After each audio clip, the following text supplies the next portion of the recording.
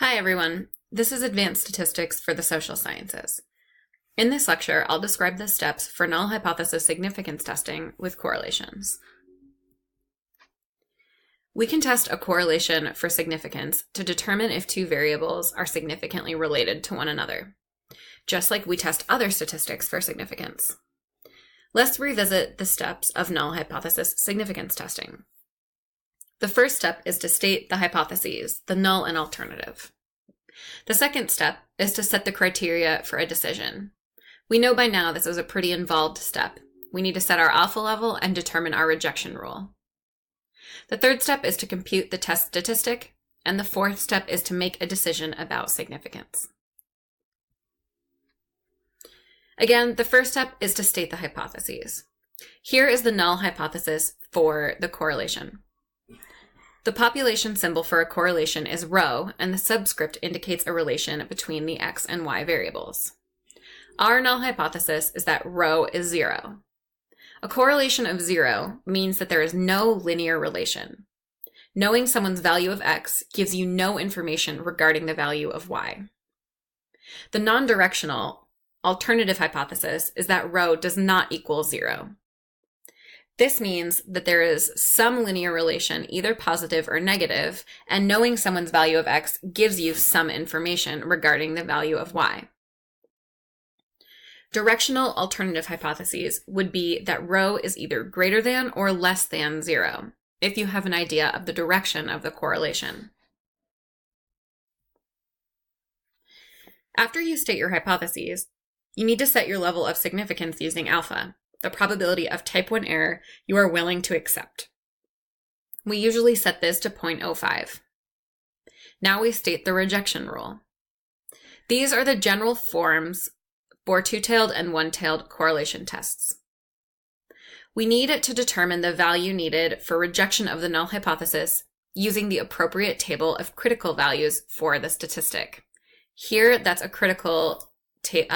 table of critical R values. So first we need to determine the value needed for rejection, and we use a table for this. In order to read the table, first we need to know the degrees of freedom for the Pearson product moment correlation. The degrees of freedom are n minus 2, where n is the number of people or pairs of scores. Second, we need to know if it's a one or a two-tailed test. With a non-directional hypothesis, we go with a two-tailed test. And third, we need our alpha. Then we need to get our critical value from the R table. Let's say, for example, that our degrees of freedom is 8. We look at the row for 8 degrees of freedom, and alpha is 0.05 for a two-tailed test. With 8 degrees of freedom and alpha equals 0.05, we see that this row and column intersect at a value of 0.632. That's our critical value. You should also know that one-tailed tests are possible, but this table doesn't list those critical values. Now we have the critical values. We put the critical values into the rejection rule. So our rejection rule is to reject the null hypothesis if the calculated Pearson correlation is greater than or equal to 0.632. That is, if our observed value of R meets or exceeds the critical values, we'll reject the null hypothesis. When we reject, we'll conclude that it would be rare to get an R value that large if, in fact, the null was true in the population. Step 3 is to compute the observed value. You've seen the formula for the correlation coefficient in previous videos. The correlation coefficient is the covariance of x and y divided by the product of the standard deviations for x and for y. Step 4 is to plug that observed value into the rejection rule. Let's say, for example, that we've computed a correlation of positive 0.762. We could plug that value into the rejection rule. We would reject the null hypothesis that the population correlation rho is 0 if 0.762 is larger than or equal to 0.632.